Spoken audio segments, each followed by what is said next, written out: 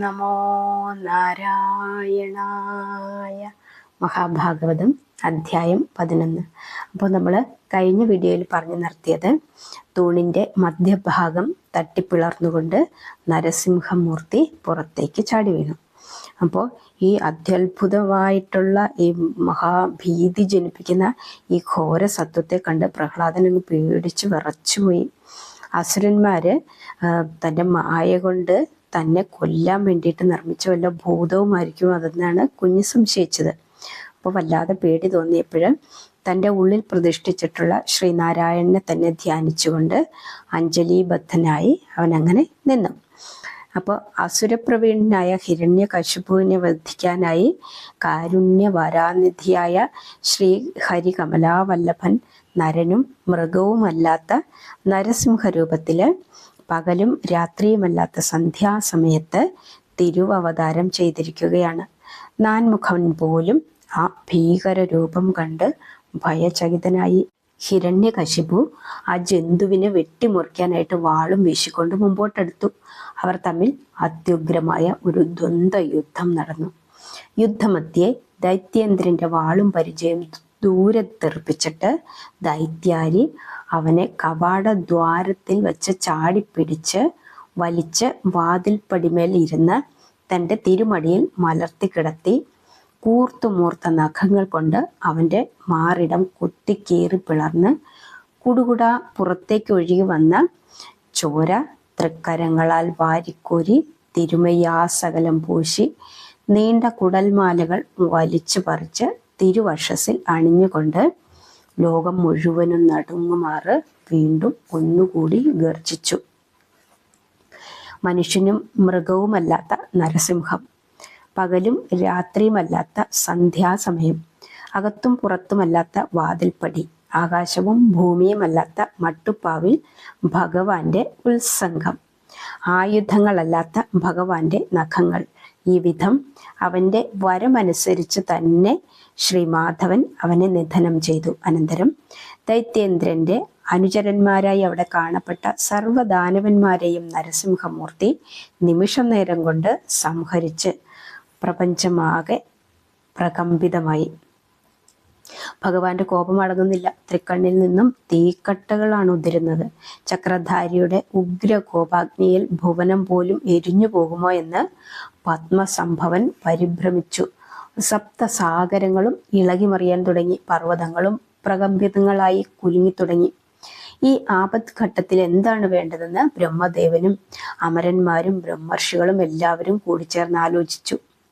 രക്താഭിഷിക്തനായി കുടൽമാലകൾ അണിഞ്ഞ് ദംഷ്ട്രകൾ പുറത്തു കാട്ടി തീക്കട്ടകൾ വമിക്കുന്ന കണ്ണുകൾ ഉരുട്ടി സടകൾ കുടഞ്ഞ് സിംഹനാഥ ഗർജനം മുഴക്കുന്ന വിശ്വംഭരന്റെ മുമ്പിൽ ആർക്കും ചെല്ലാൻ ധൈര്യമില്ലാതെയായി.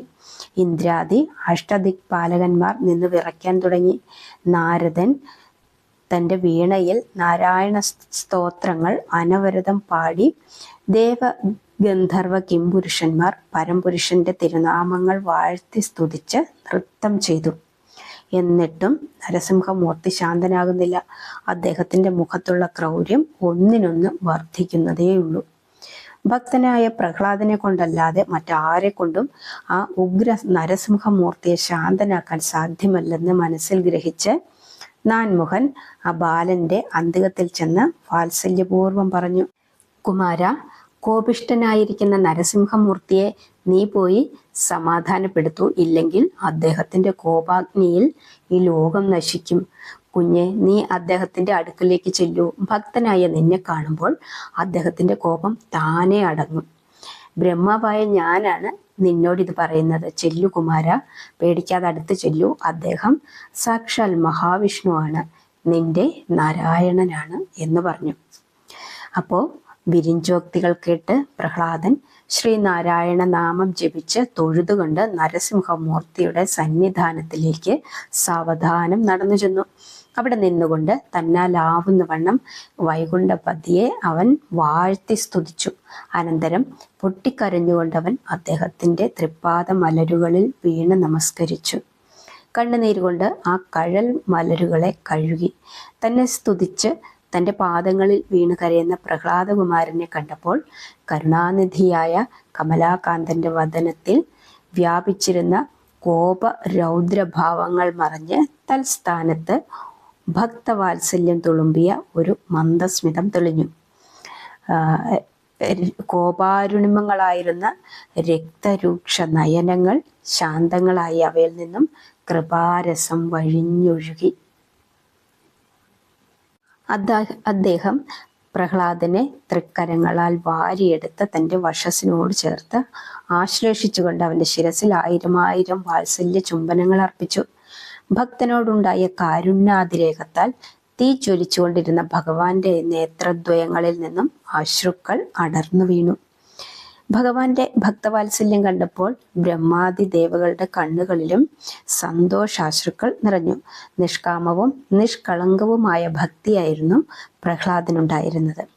ഭഗവാൻ ദയാപുരസരം അവനോട് ചോദിച്ചു, വത്സ, നിനക്ക് എന്തു വരം വേണം? ചോദിച്ചു കൊള്ളുക, സന്തോഷത്തോടുകൂടി ഞാൻ നൽകാം.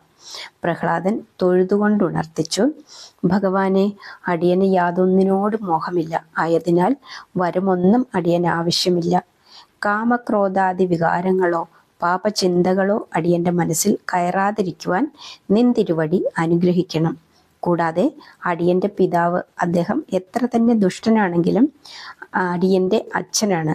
അദ്ദേഹം ചെയ്തിട്ടുള്ള പാപങ്ങൾ തീർത്ത് അദ്ദേഹത്തിന്റെ ആത്മാവിന് ഗതി വരുവാൻ നിൻ തിരുവടി അനുഗ്രഹിക്കണം.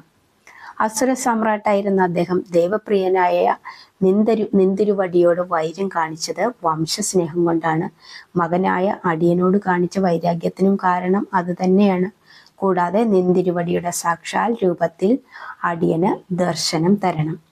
വിഷ്ണു ഭഗവാൻ പ്രഹ്ലാദനെ വീണ്ടും ആശ്ലേഷിച്ചു. കുമാര, നിന്റെ നിഷ്കാമമായ ഭക്തി നിന്നെ ലോകോത്തമ ഭക്തനും പുണ്യവാനുമാക്കി തീർത്തു കഴിഞ്ഞിരിക്കുന്നു. നീ മൂലം നിന്റെ പിതാവും സർവ പിതൃക്കളും പാപമോചിതരും വിശുദ്ധരുമായി തീരുന്നതാണ്. നിന്റെ അച്ഛൻ ഒടുവിൽ എന്നിൽ തന്നെ വന്ന് വിലയം പ്രാപിക്കുകയും ചെയ്യും. അദ്ദേഹത്തിന്റെ പൂർവ്വചരിത്രം നാരദൻ നിന്നെ ധരിപ്പിക്കും. എൻ്റെ സാക്ഷാൽ രൂപത്തിൽ നിനക്ക് എപ്പോൾ വേണമെങ്കിലും എന്നെ ദർശിക്കാനുള്ള അനുഗ്രഹവും ഞാൻ നൽകുന്നു. ഈ മന്വന്തരം മുഴുവനും നീ അസുര ചക്രവർത്തിയായി വാണ് എൻ്റെ ഭക്തന്മാരിൽ സർവോന്നതനായി ഭവിച്ച് പുരുഷാർത്ഥം സാധിച്ച് അവസാനം മുക്തിപദം നേടി എന്നിൽ വന്നു ചേർന്നുകൊള്ളുക എന്ന് പറഞ്ഞു. ഇപ്രകാരം അനുഗ്രഹങ്ങൾ നൽകി അനന്തശായി അമ്പരാന്തത്തിൽ മറഞ്ഞു. പിതാവിൻ്റെ സംസ്കാരാദി ചരമക്രിയകൾ വിധിപ്രകാരം നടത്തിയതിനു ശേഷം പ്രഹ്ലാദൻ ആ ചെറുപ്രായത്തിൽ തന്നെ അസുരവംശ ചക്രവർത്തിയായി അഭിഷേകം ചെയ്യപ്പെട്ടു. ഒരു മന്വന്തര കാലം മുഴുവനും രാജ്യഭരണം നടത്തി ഒടുവിൽ സായുജ്യ പദം നേടി ശ്രീനാരായണ പാദപത്മത്തിൽ ലയിച്ചു. 11ാം അധ്യായത്തിൻ്റെ 4ാം ഭാഗം ഇവിടെ പൂർണ്ണമാവുകയാണ്. ബാക്കിയുള്ള ഭാഗം നമുക്ക് അടുത്ത വീഡിയോയിൽ പറയാം.